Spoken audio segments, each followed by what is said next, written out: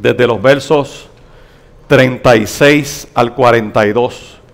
Hechos capítulo 2, versos 36 al 42. Es bien importante lo que estamos haciendo en esta mañana.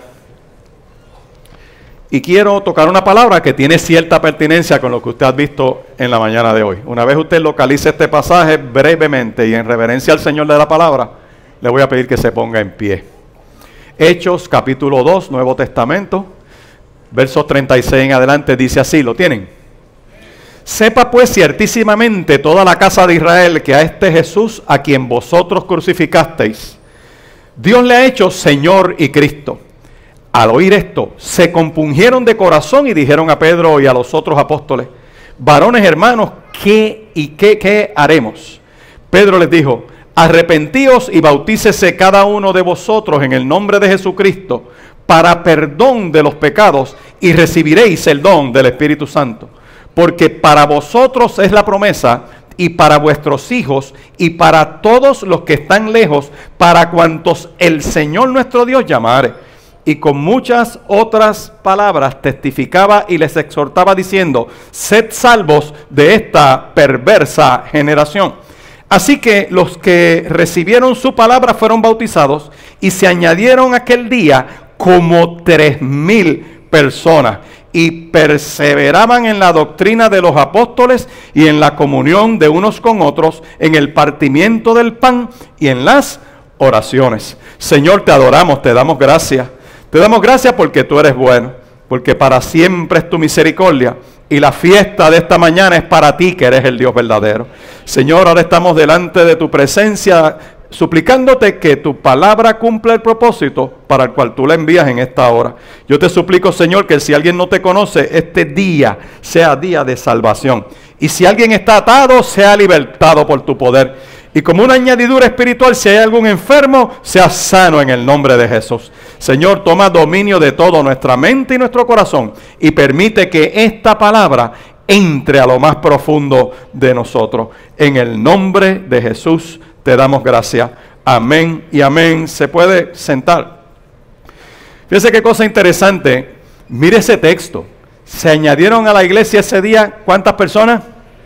Nosotros bautizamos nada más que 7 personas hoy. Y si usted se fija, tomó un ratito. Ahora figúrese 3,000. El culto duró todo el día, yo creo.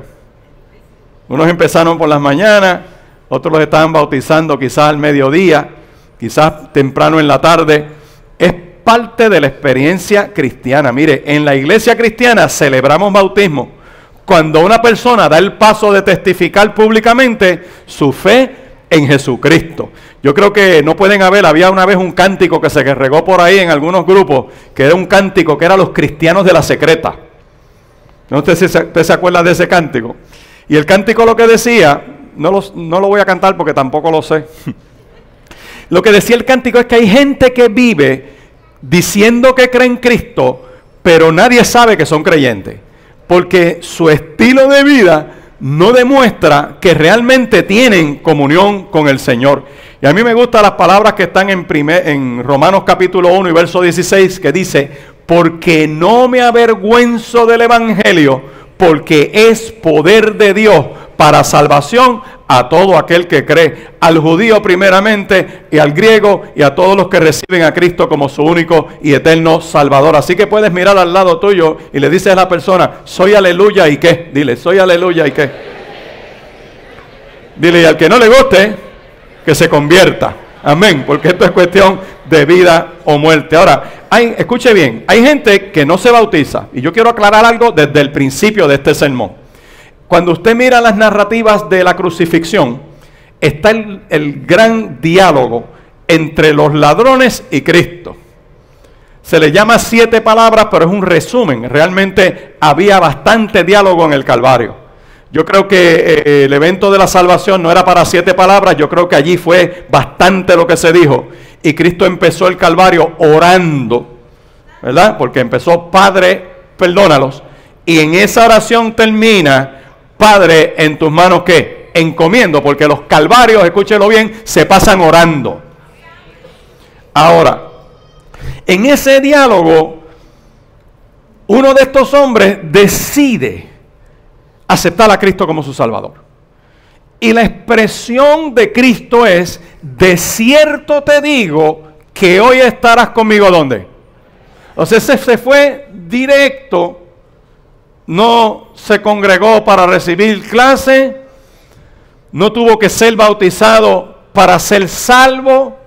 Y hay gente que toma esa experiencia para decir: ay, pastor, yo no me tengo que bautizar. Yo respeto tu criterio, pero mira lo que dice el texto. Este no se bautizó. ¿Tú sabes por qué? Porque lo estaban matando. Lo estaban ejecutando. Así que eso es un caso que excepcional. No es que el bautismo te salva, porque lo que te salva es haber aceptado a Cristo como tu único y eterno Salvador. Amén. Ninguna religión puede salvarse. La sangre de Jesús solo lo puede hacer. Eso es lo que hay.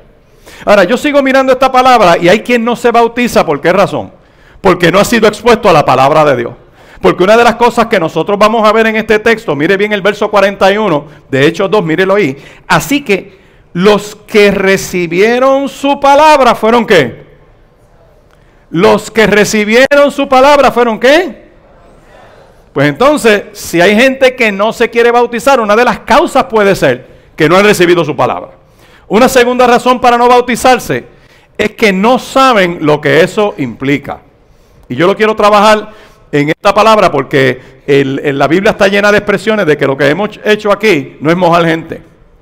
Esto tiene un símbolo poderoso que arranca desde el libro de Génesis. Una de las figuras que se usa es que hubo un bautismo sobre toda la creación con el diluvio. Y los que pasaron ese bautismo se salvaron. Amén. Otro de los bautismos que se usa es que, lo dice Corintios, comentando cuando Moisés saca a un pueblo y cruza el mar, dice que en el mar fueron bautizados. Son lenguajes metafóricos de gente que decide en un momento dado obedecer a Dios y seguirlo, y la palabra toma una serie de simbologías para ilustrarlo. Y cuando Cristo viene, por eso es que en Mateo 3, Él se bautiza no porque Él necesitara bautizarse, sino que tenía que dar cumplimiento a toda la ley, como símbolo también de que su bautismo, su vida, muerte y resurrección garantiza la de nosotros. Amén. Ahora hay algo más. Hay otros que sienten vergüenza de bautizarse. Y cualquier otra añadidura usted la puede buscar. Pero aquí quiero que usted entienda que lo primero es que cuando usted recibe la palabra de Dios, ¿y qué es esa palabra de Dios? Mire, vaya al capítulo 2 de Hechos, ahí mismo, el verso 22. Yo quiero que usted entienda esto y lo reciba porque es el Espíritu Santo el que te va a conectar en esta mañana. Cuando se da el derramamiento de Pentecostés, la venida del Espíritu Santo, ahí en el capítulo 2 del libro de los Hechos, en el primer discurso de Pedro, cuando empiezan a reírse de la iglesia y a decir que están borrachos y que están gendíos y todo eso, Pedro se pone en pie, alza la voz y le explica a los judíos que eso no es que estén borrachos, sino que es la promesa del libro de Joel y otras promesas en el Antiguo Testamento que el Espíritu se derramaría sobre toda carne. Y en el verso 22 él le dice: varones israelitas, oíd estas palabras. Y le habla de Jesús Nazareno, varón aprobado por Dios entre vosotros con las maravillas, prodigios y señales que Dios hizo entre vosotros por medio de él, como vosotros mismos sabéis. Está hablando de este Mesías que viene al mundo, Dios lo usa con poder, dice a este, entregado por el determinado consejo y anticipado conocimiento de Dios, prendisteis y matasteis por manos de inicuos crucificándole. O sea, lo agarran, lo crucifican y ustedes se acuerdan, le está diciendo él a estos judíos que él fue juzgado pero no cometió ningún crimen. Cristo, todos los tribunales lo encuentran inocente. Jesús es juzgado y todos los jueces que juzgan a Cristo dicen: no encuentro causa en este justo. Cuando se lo llevan allá a Herodes, Herodes dice: no puedo. Herodes lo manda al tetrarca de Galilea, porque como era Galileo, se lo pasa allá, Pilato a Herodes. Herodes, después que juega con Jesús y hace 4 o 6 payasadas, esperaba verlo, a ver que hiciera un milagro, lo devuelve porque no había nada. No es que no tuviera jurisdicción, es que un juez vago se lo mandó a otro para ver si el otro le resolvía el tostón que él tenía en la mano, y el otro le dice, yo también me quito, porque aquí yo no veo causa en este justo, y se lo devuelven. 3 veces Cristo fue juzgado, y las 3 veces Cristo es inocente. Los tribunales de la tierra, por más errores que tengan, por más imperfecta que sea la justicia, cuando tienen a Cristo de frente, aún en la imperfección humana, lo encuentran inocente. Pero como a veces se juzga para las gradas, el juez quería quedar bien con la población, por la prensa, con la oficina de prensa de yo no sé quién, y dijo, bueno, Jesús de Nazaret, póngase de pie. Este tribunal lo encuentra inocente, pero como en las encuestas dicen que hay que matarlo, algo así, lléveselo y mátenlo. Porque Cristo sube a la cruz del Calvario como justo para pagar el pecado de toda la humanidad, para que todo aquel que en él cree no se pierda, mas tenga ¿qué? Vida eterna. Y entonces Pedro en este sermón se lo empieza a recordar a esta población. Dice, verso 23, a este entregado por el determinado consejo y anticipado conocimiento de Dios, lo prendieron, lo mataron a manos de inicuos, lo crucificaron. Y el verso 24, aquí viene, al cual Dios levantó, suelto los dolores de la muerte, por cuanto era imposible que fuese retenido por la muerte. Y aquí quiero explicar un punto, que por eso es que nosotros celebramos funerales. Cristo en la cruz del Calvario le quitó el poder a la muerte, la venció. Pero la muerte será destruida, según nos dice el libro de Apocalipsis, en el lago de fuego y azufre. Por lo tanto, en lo que eso será, todavía nosotros pasamos por muerte, pero la garantía de la resurrección de Cristo es que nosotros también seremos resucitados por Él. O sea, tú estás, por eso es que cuando uno muere, la Biblia dice, estás como durmiendo. Y dice Tesalonicenses, y no se pongan tristes como otra gente que no tiene esperanza, porque el que tiene fe en Cristo sabe que va a resucitar para vida. Y el que no tiene fe en Cristo tiene noticias también. La Biblia dice que va a resucitar también. Te guste o no te guste, vas a resucitar para juicio. Y no le digo esto para que usted se intimide, lo dice la palabra y es mi responsabilidad exponerlo a la certeza de lo que dicen las Escrituras, donde todos resucitarán, pero unos para vida y otros para muerte. Y eso empieza a predicárselo. Le dice, mira, la muerte no tiene poder sobre él. No solo porque él resucitó a su amigo Lázaro, no solo porque resucitó al hijo de la viuda de Naín, sino porque también fue crucificado, lo enterramos y Dios lo levantó de entre los muertos, porque en el momento que se está predicando esto, Cristo había sido resucitado. Y cuando usted repasa, mírelo por ahí, busque 1 Corintios capítulo 15, búsquelo un momento. Usted va a ver que cuando Pablo dice que yo os enseño lo que asimismo recibí, que Cristo fue crucificado conforme a las Escrituras y que resucitó al tercer día conforme a las Escrituras. Y sigue diciendo el que redacta el texto de Corintios, y apareció a Cefas y a los 12, dice, y a más de 500 hermanos, de los cuales ya unos están vivos y otros ya partieron con el Señor. O sea que el Señor se le apareció resucitado, no solamente a las mujeres que tuvieron la bendición de entrar al sepulcro y le metieron una pregunta espectacular que los ángeles dicen, ¿y por qué buscáis entre los muertos al que vive? Y hay gente todavía buscando muertos. Es al que vive. Y este que redacta dice, y a más de 500 se le apareció. Por eso es que cuando sigan leyendo el libro de los Hechos, se van a dar cuenta que no podían negar la resurrección, aunque la querían contradecir. Igual que en este tiempo, que la realidad de Cristo mucha gente la tiene de frente, y no es que no quieran creer, es que como ese mecanismo de suprimir la verdad. Es como el tipo que cogen con 1 kilo de cocaína, pero le violaron los derechos. Y la ley permite suprimir esa evidencia porque el Estado usó mal su poder. Y si abusan contigo del derecho, aunque lo estés haciendo mal, esa evidencia que está ocupada ilegalmente, la ley te dice, no la puedes llevar al tribunal porque entonces sería un abuso. Y eso se llama supresión de evidencia. Evidencia, pero no se puede considerar porque la manera en que se buscó no es la correcta. Y hay gente que aplica mal ese concepto de supresión porque teniendo a Dios de frente, deciden suprimirlo de su vida. Y rechazan la oportunidad de salvación. Entonces, yo quiero traer esto en esta mañana porque fíjese lo que él predica. Mire el verso 32. A este Jesús resucitó Dios, de lo cual todos nosotros somos testigos. Así que, exaltado por la diestra de Dios y habiendo recibido del Padre la promesa del Espíritu Santo, ha derramado esto que vosotros veis y oís. Verso 36. Sepa pues ciertísimamente toda la casa de Israel, que a este Jesús a quien vosotros crucificasteis, Dios le ha hecho Señor y Cristo. En ningún otro hay salvación. Los apóstoles no salvan, los rituales no salvan. Usted no necesita al pastor en el medio para conectarse a Dios, usted tiene a Cristo.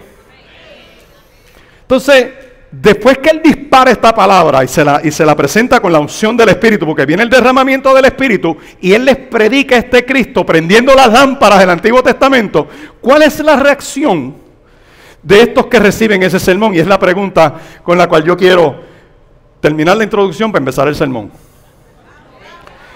Al oír esto, viene el verso 37, al oír esto, ¿qué pasó? ¿Se qué? Se compungieron de corazón. Mira, pídele a Dios que te meta mano aunque te quedes triste. Se sintieron afectados. Escucharon la palabra. Porque esos tipos dicen, yo hacía esto y yo cumplo esta ley y yo me salvo. Hay gente que cree que esto es como el tan. Tú sabes que tú abres eso, lo mezclas con agua, ¡zas! Y ya tienes jugo. No, eso es agua con azúcar, el colorcito más o menos, pero jamás será jugo de China. Entonces el judío, cuando escucha que él por lo que hace no se puede salvar, pero hay uno que es el justo, que es el Mesías, que paga por su pecado, estremecidos por haber perdido el tiempo, que dicen ellos, al oír esto se compungen de corazón y le dicen a Pedro y a los otros apóstoles, varones hermanos, léalo conmigo, ¿qué haremos? Dígale que está al lado suyo, ¿qué haremos? Pedro les dice, fíjese Pedro, les contesta y le dice, arrepentíos. Es lo primero que le dice.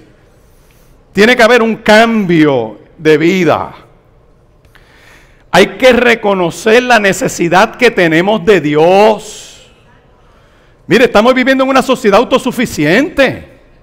La gente cree que puede controlarlo todo. La palabra dice que tenemos necesidad de arrepentirse, y arrepentirse tiene dos elementos fundamentales. El primero es emocional y mental. Yo tengo que internalizar, reconocer que lo hice mal.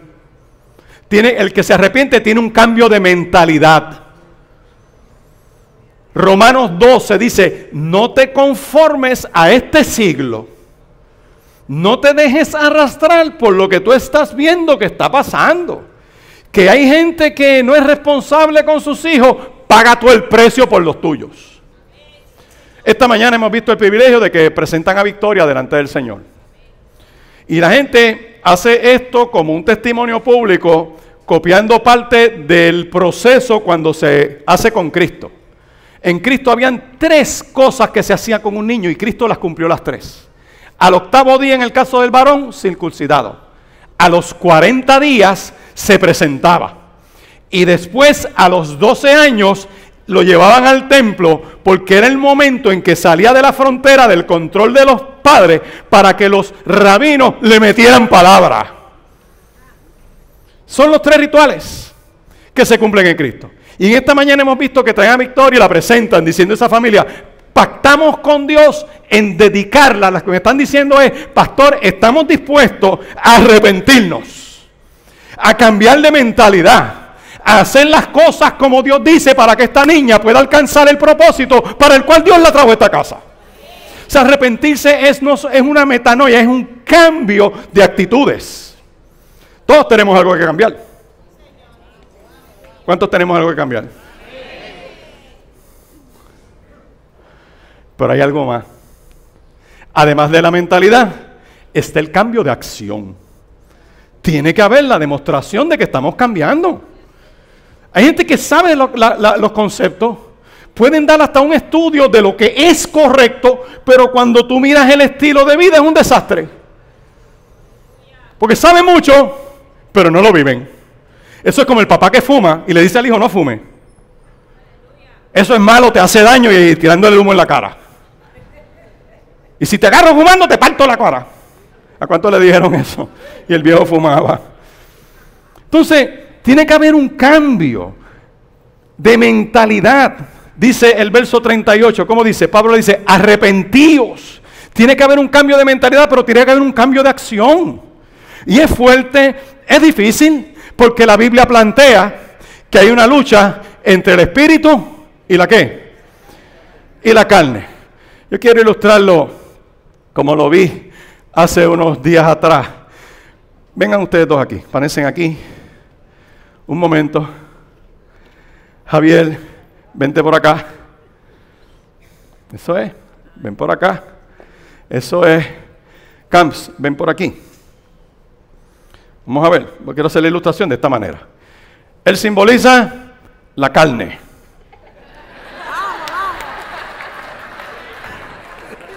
Jackie simboliza el alma. Madeline simboliza el espíritu. El ser humano sin Cristo. Así, mírense para allá. Está muerto.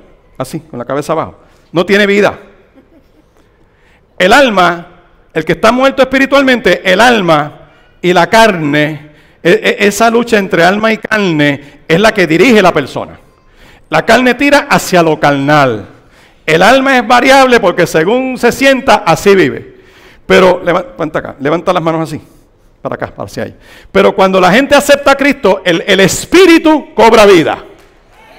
Pero todavía, aunque estás en Cristo, hay una lucha entre la carne y el alma.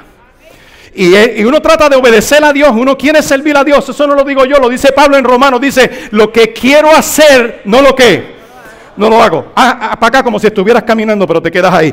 La carne tira para la carne. El alma siempre está ahí con la carne, pero el espíritu. Entonces quiere servirle a Dios, pero hay una lucha. El tener lucha no está mal, porque el que tiene lucha es que está vivo. Los que no tienen lucha están muertos. Entonces tú quieres sí salir de eso, y está esta lucha hasta el momento en que empieza el cambio de mentalidad, que tú dices, voy a empezar a vivir conforme. Y entonces empiezas a meterte más con Dios, empiezas un discipulado, la carne todavía en la batalla, hasta que se da la plenitud. Amén. ¿Cuántos alaban a Dios? Todos tenemos lucha. Todos tenemos batalla. Mire, el que no tenga batalla con el pecado es un embustero. ¿Cuántos no tienen batalla con el pecado aquí?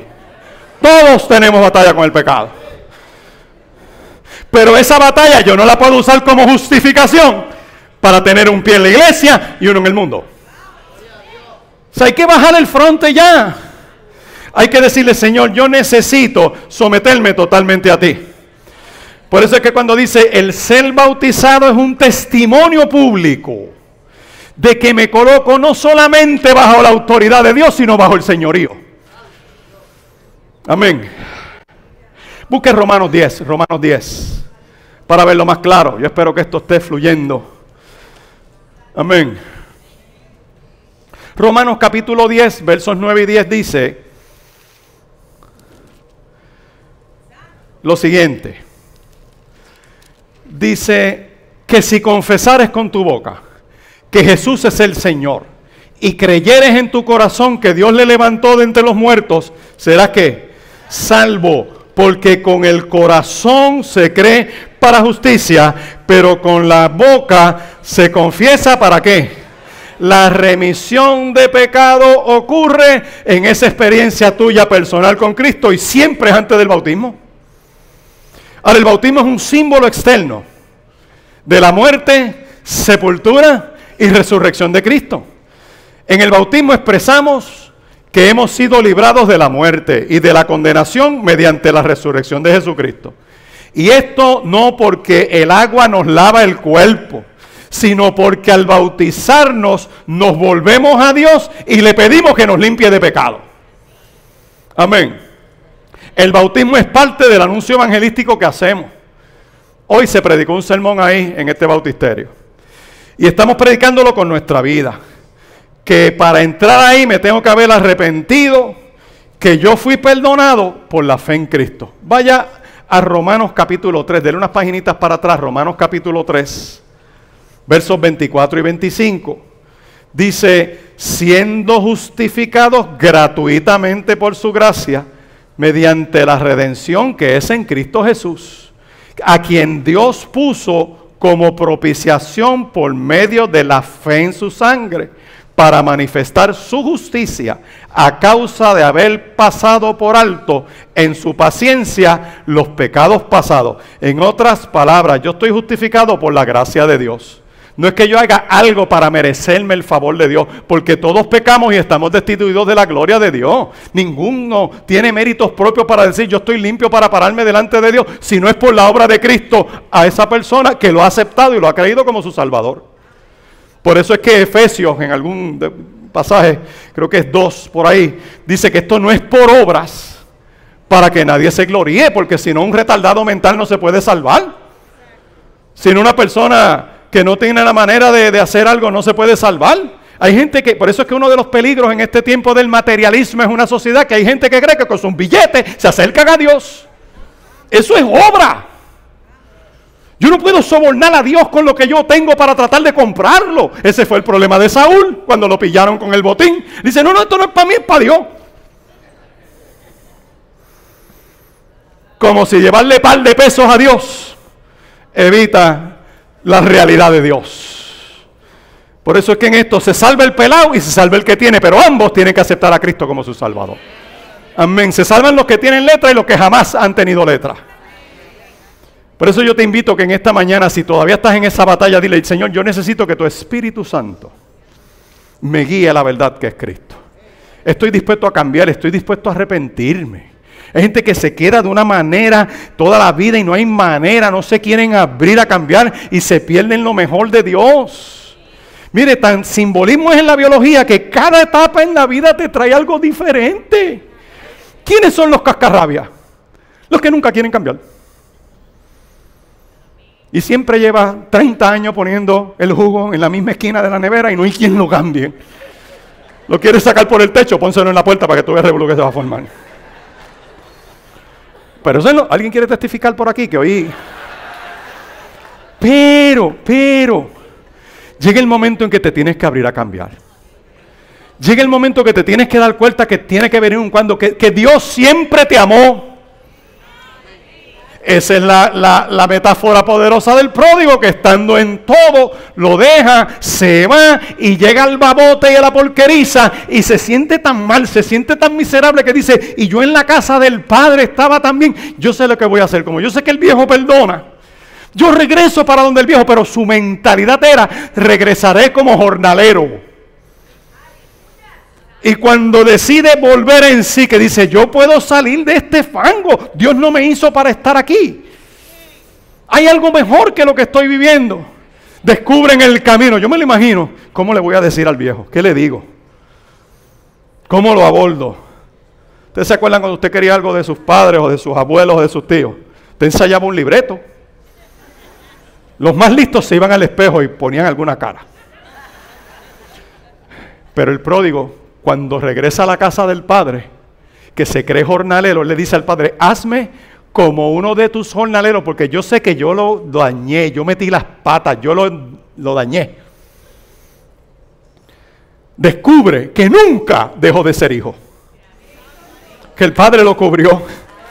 Y Dios te dice en esta mañana que a pesar de los errores de la vida, nunca has dejado de ser hijo. Amén. Pero fíjese lo que sigue diciendo esta palabra. Vaya a Romanos capítulo 5. Romanos capítulo 5. Por eso es que yo la creo de tapa a tapa hasta los mapas. Porque si me salgo de la palabra voy a tender a tratar de salvarme con mi propia suficiencia. Y mi suficiencia es como un trapo de inmundicia, dicen los profetas. Justificados, pues, ¿por la qué? Por la fe tenemos paz para con Dios. ¿En quién? En Cristo Jesús. Esto es por la fe. Por eso me gusta Romanos capítulo 10, esos versos 9 y 10 que ya yo les mencioné y si no se los repito ahora. Dice, y esta es la palabra de fe que predicamos. Que si confesares con tu boca que Jesús es el Señor y creyeres en tu corazón que Dios lo levantó de entre los muertos, serás salvo. Porque con el corazón se cree para justicia, pero con la boca se confiesa para salvación. Por eso hay un testimonio público. Eso no es mojar gente. Eso es una proclamación donde están diciendo, me identifico con Cristo, que simbólicamente entro a las aguas y muero con Cristo, pero soy resucitado con Él. Si tienes la oportunidad de bautizarte, hazlo, si has creído en Cristo. No cometas el error de usarlo como un ritual, como si fuera una estampita en un libro de estampas para coleccionarlos, sino que tienes que rendirle tu vida a Cristo. Él es suficiente. Por eso es que en Colosenses Pablo le dice a la iglesia de Colosas, que espadeaba con muchos rituales y muchos embelecos, le dice: iglesia, vosotros estáis completos en Él. Yo no tengo que usar a Cristo y llevar una dieta. Yo no tengo que creer en Cristo y llevar unos rituales. Y lo digo con mucho respeto. Hay gente en este tiempo que están volviendo a los rituales y tradiciones del Antiguo Testamento. Y quieren celebrar esta fiesta y quieren celebrar esta otra cosa. Y como si eso los conectara a Dios. Lo puedes hacer como algo cultural, lo puedes hacer como algo de celebración, lo podemos hacer como una fiesta simbolizando cosas de Israel, pero eso no me salva. Porque si rechazo a Cristo para tratar de salvarme por la ley, Pablo dice: estás muerto. Porque la ley es un ayo que cuando yo me agarro de la ley voy a terminar frente a Cristo, porque solo tu suficiencia es la que me salva. En ningún otro hay salvación. Por eso es que, ¿cómo yo sé, cómo sabemos todos que de verdad estamos en Cristo? Hechos capítulo 2 contesta eso, y ahora voy terminando el sermón, porque algunos se me están durmiendo. Mire cómo dice, vaya a Hechos capítulo 2. Dice esa palabra, ¿verdad? Y verso 40. Y con otras muchas palabras testificaba y les exhortaba diciendo: sed salvos de esta generación perversa. De ese verso 40 sale un sermón completo. Pero no les voy a hablar de la generación perversa, porque ya ustedes han leído el periódico esta semana y han escuchado las noticias. No tengo que escuchar los revoluces que estamos batallando. Sigamos orando. Esta iglesia está en ayuno. Oración y ayuno, desde el martes lo proclamamos 21 días y entregamos el martes 28. Y hay otras iglesias haciendo lo mismo. Y hay gente que no ha dicho que lo están y lo están haciendo en lo secreto, para que el Padre, viendo los secretos, recompense en público. Ahora mismo tuvimos la buena noticia que el secretario de Educación mandó a recoger un libro que se llama Nuestra Sexualidad.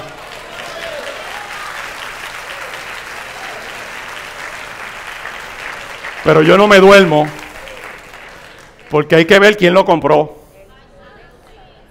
Y tiene ese cometa tiene un rabo, no voy a entrar en eso ahora. Déjame recogerme en el sermón otra vez. Hay que seguir orando, porque eso no es todo. Hay más.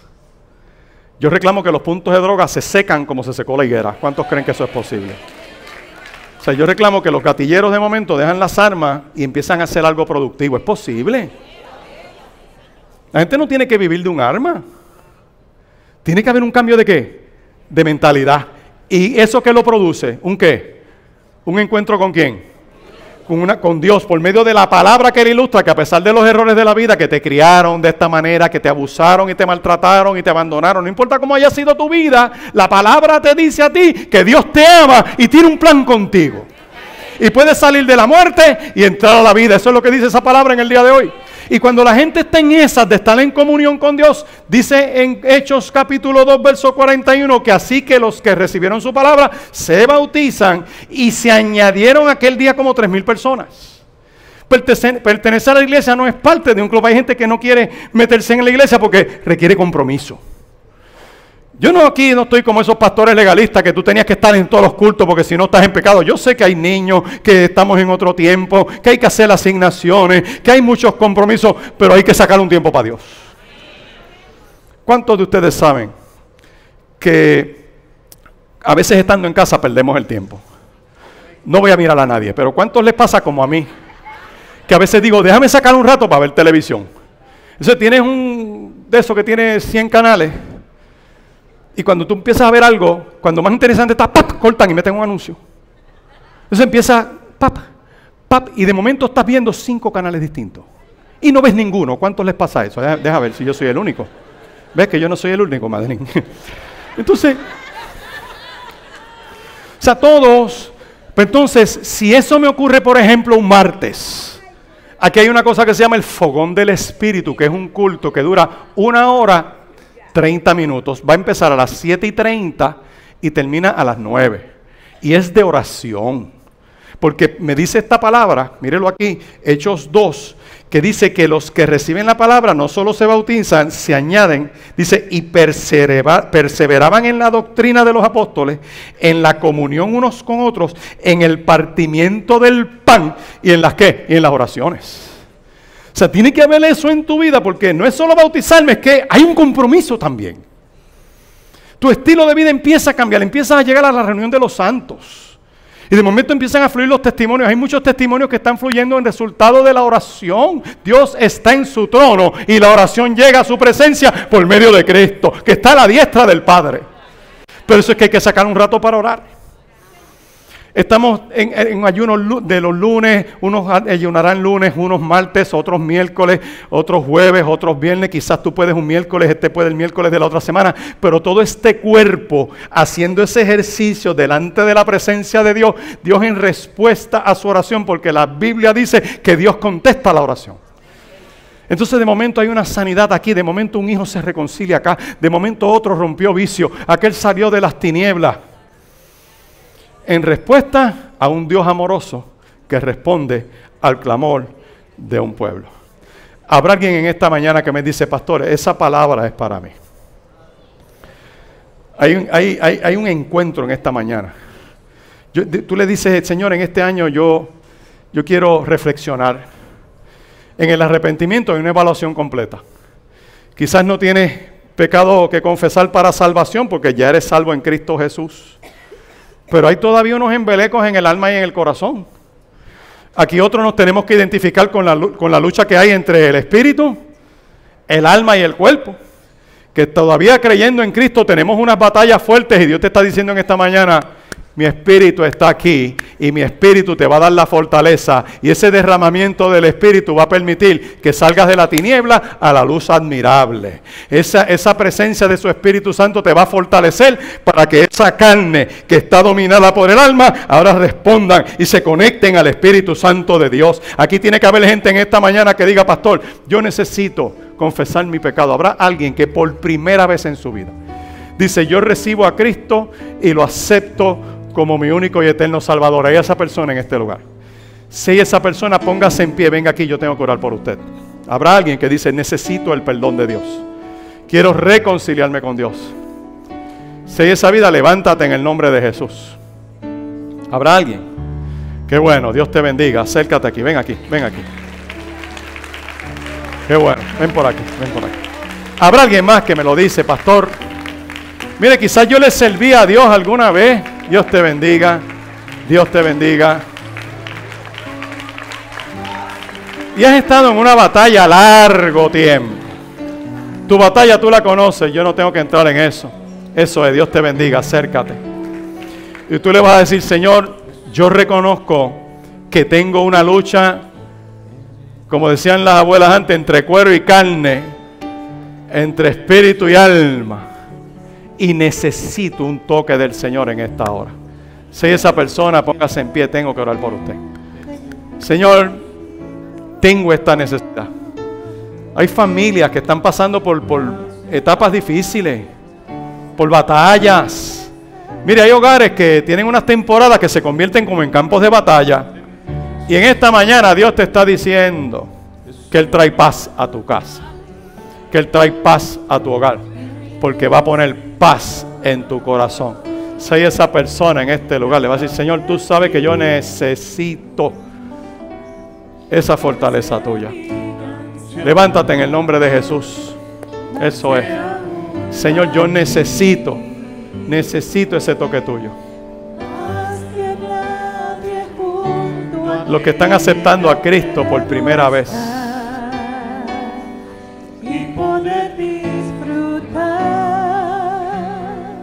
los que todavía están en Cristo, pero que están en batalla y necesitan en esta hora ser fortalecidos por su Espíritu Santo, póngase en pie, tengo que orar por usted. Amén. Habrá alguien, dice, pastor, ese soy yo, esa soy yo. Póngase en pie, vamos a hacer esta oración. Eso es. Señor, necesito ser fortalecido. Más de lo que yo puedo expresar, te necesito, Dios, pues solo tú eres mi Dios. Gloria a Dios. Aprovecha esta mañana. Más que a mi respiración, Gloria a Dios. más que a mi canción. ¿Quién se atreve a decirle, Señor, necesito de ti en esta mañana? Si no quieres pasar al frente, ponte en pie donde estás. Díselo, Señor, necesito en esta hora. Mi hogar necesita, mi familia necesita. Y vamos a orar. Y poder disfrutar, porque no quiero volver a ser lo que antes fui. Te necesito. ¿Cuántos están aceptando a Cristo por primera vez en su vida? Por primera vez. De los que están aquí en el altar, ¿habrá alguien que por primera vez está aceptando a Cristo como su único y eterno Salvador? Le voy a pedir que esas personas que por primera vez están aceptando a Cristo como su Salvador, hagan esta oración.